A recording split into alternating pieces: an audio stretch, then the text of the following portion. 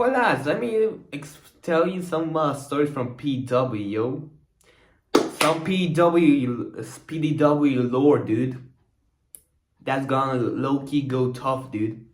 So, this delicate topic of PW, pretty interesting if you ask me. So, let me explain to you guys what stories I encountered while being there. So, first of all, let me talk about canyoning. So, canyoning is very fun. But the thing was, so they took us to this river thingy, and yeah, we got my big boy LaFrance over there. He's low-key tough. You know him. If you know him, you know. If you know him, you know him. Yeah. So we went canyoning. We went with these zip lines with these ropes, and that was fun. I truly could relate to that. Yeah. And most of the time it was basically like I had the death stare half the time I was there. It's this freezing feeling with the constant feeling of fear that you will hit a rock or like yeah, now you're gone. Yeah. Plus, so I also got that feeling on that big drop. Where's that rope jump down? I know you just hang and they pull you down. Yeah, and so it pushes you around a little. There's that little calm moment, like it pushes out, and I hit my back exactly on it, and so it just hit me and yeah, it didn't feel great. So I'm just down there in the water and I'm just floating like this, like starfish, and just yeah. And because it's also cold water, like you get that cold water feeling. You're freezing and terrified at the same time. When I'm scared, I usually become feeling more warm. To be honest, yeah, I feel more warm in those moments. I mean, yeah. So like I'm tired, but there's a certain point when you're in cold water. There's a point to the cold water is cold to you, and then just becomes normal. But after you pass that line, if you get out of the cold water, the air feels cold. So your only solution to relatively stay warm is just lay in the water. That's basically what I did. Yeah, I really enjoyed that. Okay, JJ. By the way, shout out to Big Matthew. My big boy Matthew, dude. Joshua, Marco and Sam, Lennon. Yeah, let's also give a shout out to Vladimir. Yeah, very tough guys. And also Francesco for no reason. Yeah, and my big boy Drew. And Mr. France. Yeah, I gotta shout him out, dude. So, yeah. JJ, yeah, he was very tough. He is a very tough guy. Not past tense, not yet. Nah, just kidding. I mean, the disco was wild. The entire PW mostly. I just had that hat. Wait, let me quickly bring it. Yeah, I was wearing this hat half the time. But one of you bastards took my hat, started throwing it around. And this thing broke off. I'm gonna find you, dude. You cannot hide. I will find you.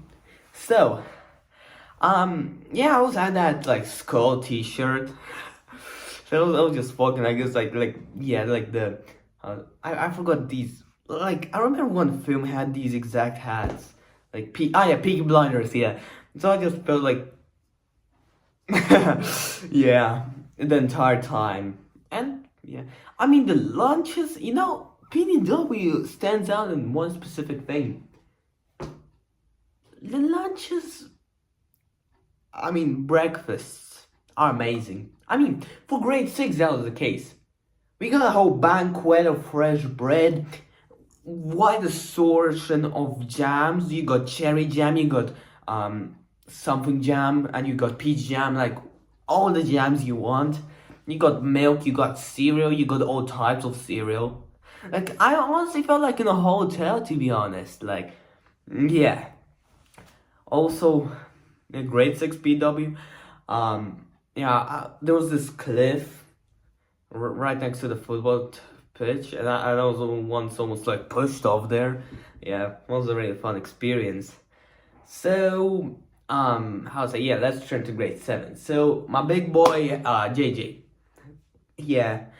So, because we all know that, like, you cannot describe that feeling, but you just know that, I mean, yeah, that might be a little controversial, but you really want to get a girlfriend in PW for no reason.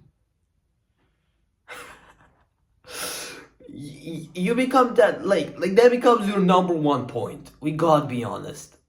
For like no reason. It's just PDW. It's the only reason. It's only because it's PW, you know? So yeah. Um yeah, JJ. Yeah, JJ, I still know you, Johnny. I know your secrets, guys. Yeah. Now, yeah. So we actually want sneaked out of the room, kind of. Yeah. So we're kind of sneaking out because I mean, that's like sneak out. It's basically going to breakfast, but in the wrong group on purpose. Yeah, we didn't sneak out. Don't get me in trouble, but we didn't sneak out. Yeah. So yeah, because we were supposed to meet up with some girls, you know.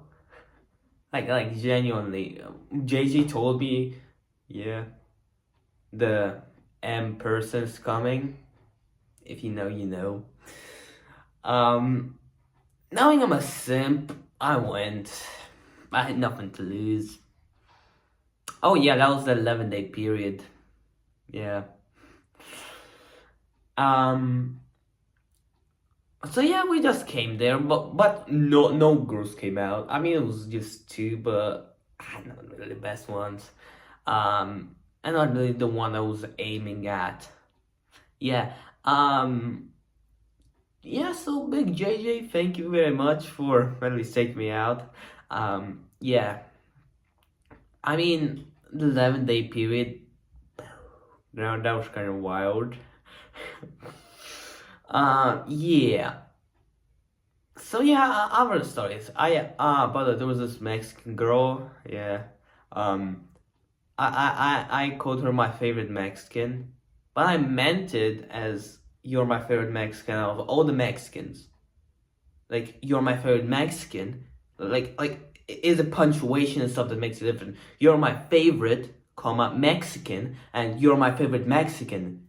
So you're my favorite from all the Mexicans, or you're my favorite in overall, and you're Mexican, my favorite, comma Mexican. But I said you're my favorite Mexican. You get it? Hope you do. Yeah, and there was this other girl. She goes, how dare you cheat on her, bro? I didn't. Liga, I still did. That didn't, of course, I had to make the most stupid thing, just write down an apology letter. I still have it somewhere. I don't know where. Maybe somewhere in the books or something like that. Yeah, or maybe I just forgot. Oh, but I also, when we went down to the city, I found a Pokemon store. Yeah, I bought some Pokemon packs. I actually want to make a video right over here on camera in front of you guys. But on the way from from France to big boy Switzerland, I lost it. And somewhere like lost it. I left it in the bus, but when I ran back to the bus to get it, they said the bus left, and they said that bus driver thoroughly checked everything. So he definitely didn't just run through it to just go back to his big boy country France. Okay, yeah. So I lost a 10. Also, I had my first two battle decks. The decks I actually battle with, like the game itself. I like the game. I like the concept overall. So yeah, I mean pretty easy to master if you ask me. Okay, what other stories can I tell you guys? The waterfall. Yeah, I think that was, kind of banging and France is blending together. If you ask me, yeah. They kind of, because it's kind of the end of year thing and the start of year. In my memory, it kind of blends in together. I honestly I think there was a waterfall thing in PW, or was that banging? Yeah, I think there was a waterfall in banging. It was very tough, to be honest. Yeah, we enjoyed it. And the thing is, everyone got sprayed. I like that. Yeah, I like cycling, to be honest. I'm a big guy of cycling. And also, I don't know if it's only me, but I'm genuinely still obsessed with these Nerf guns. I have a whole like cupboard of them.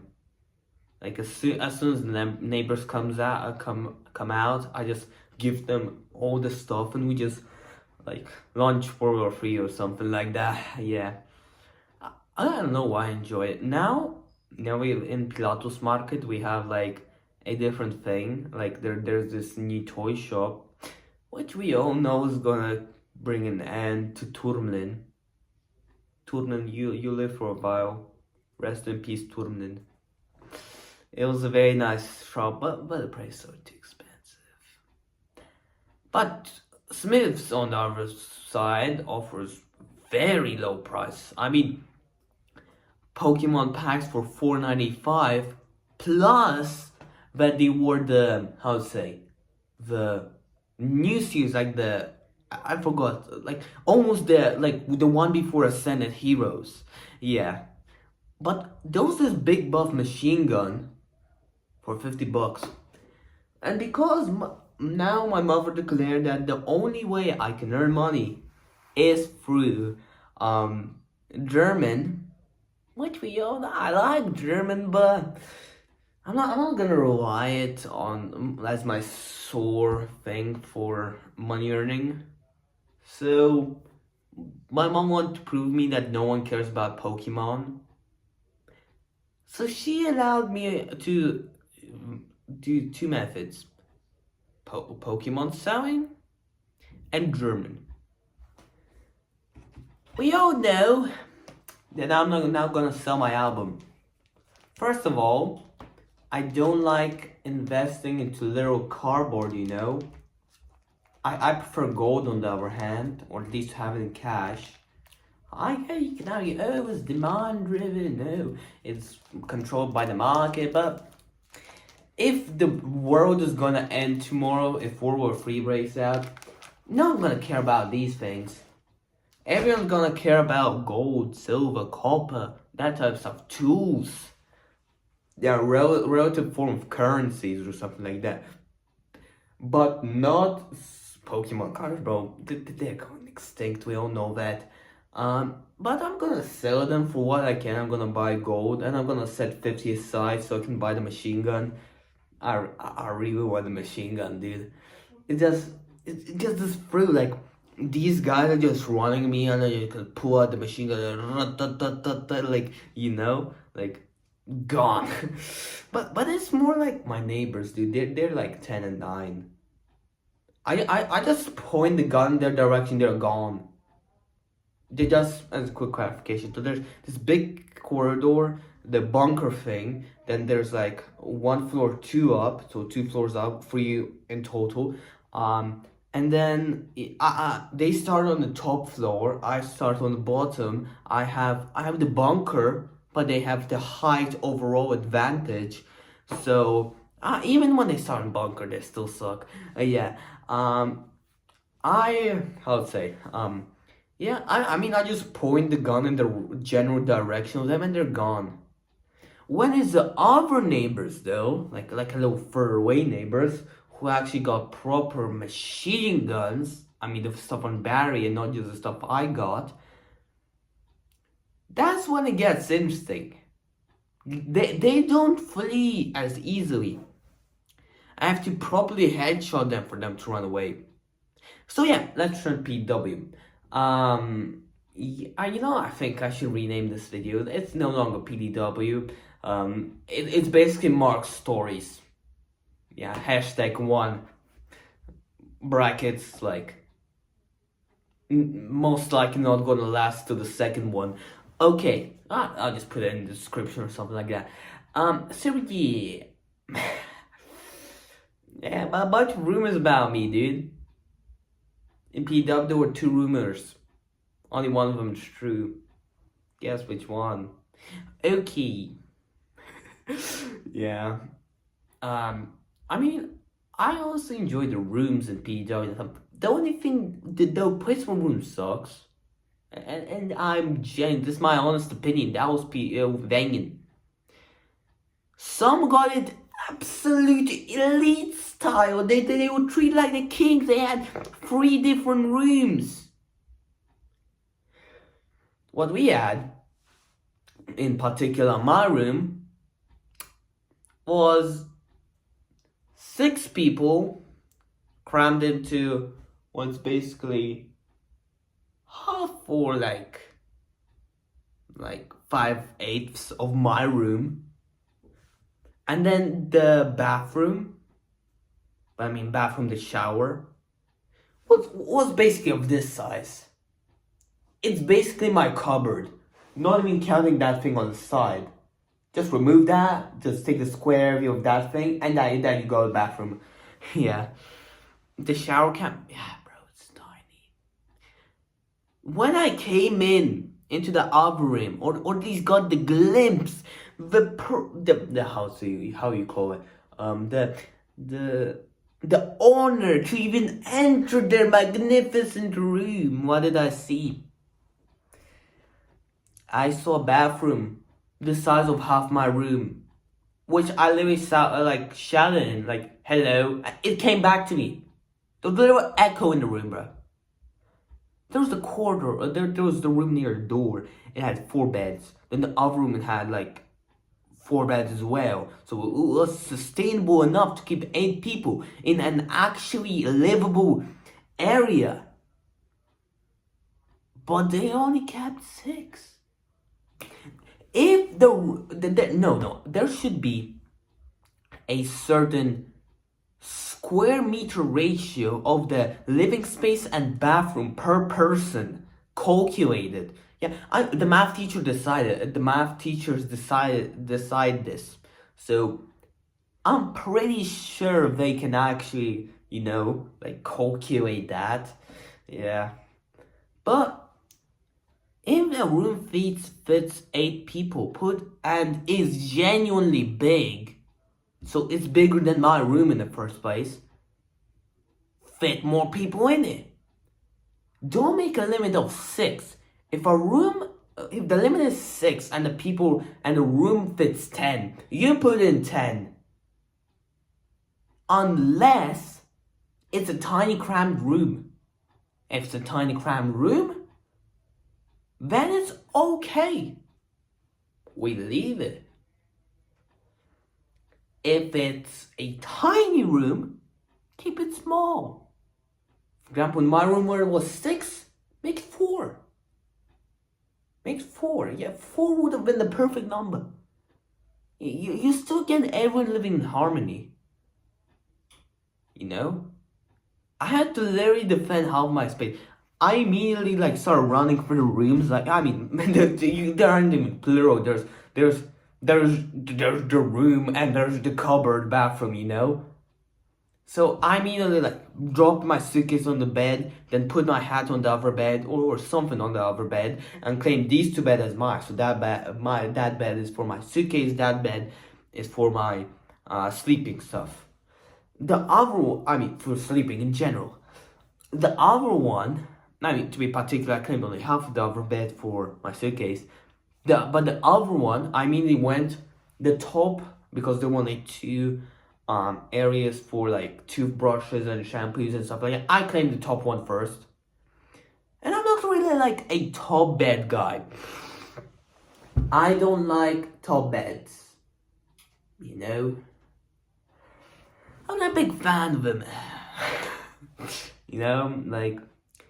I genuinely enjoy bottom bed experience. I feel myself close to the ground. I don't think about, oh no, I'm not gonna fall for my bed. Nah, I don't like that. Plus, in case I ever need to run away, there ain't no problem. It's basically like stand up, run. But for them, like it's stand up, climb down, or jump and run. I don't like the extra steps. But if you look from a different perspective, if someone breaks into your room and tries to search for you, you might actually have a good chance at staying hidden on the top level. You know? Yeah. But also there was these emergency doors. Yeah. They said don't open them. They will cause an alarm. But one guy opened it in an accident. Guess what? No alarm. So we exploited that, yeah. Because our room went straight out on the ping pong area. So I got two guys, well, I don't know, I mean, yeah. But I know guys actually went out during the night. Yeah. Also, once I woken up, like, in the morning, and I was told, like, by my big boy Patwick. Oh, hail Patwick, dude, and his Vegemite. Okay. So, how to say? So, Patwick told me that there was a person with a girl's voice who entered the room and asked for Mark. That was my reaction. But then turned out I went down asking around. It turned out that was Francesco. Francesco, an Italian guy, very tough guy. By the way, big shout out to Francesco once again. Or did I even shout him out? But shout out overall. Yeah. So, Patwick, check your ears, bro. Yeah. Yeah, I mean, I prefer, if you really think about it, like there were 3 floors. The top one, girls, middle one, mixed, bottom one, boys. Sounds fair. My offer is middle floor is all for the bad guys.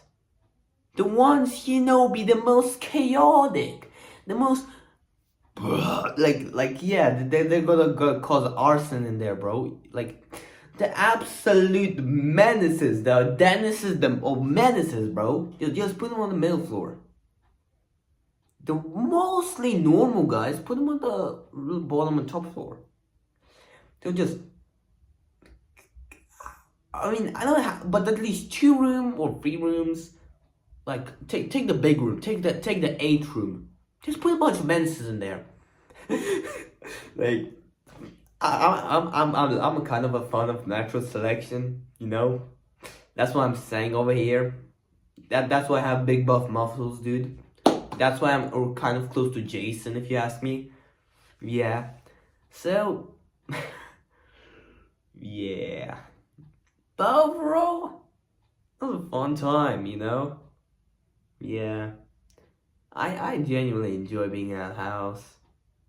I genuinely enjoy, like, and I kind of like the idea that, but I don't know. But yeah, just put 3 rooms of complete menaces. Then drag like 2 teachers. That's for the teachers, by the way. To completely supervise that room, like 24 hours secured. Okay, yeah, 24 hours security next to that door. And just let them do what they do. Just let them exist there in harmony. I mean, we all know there will be no harmony. Yeah. But if you really think about it, you can just put 3 rooms of menaces. They just exist while giving everyone else a normal time. So yeah, that was, I guess, like 25 minutes of Mark and Eddie.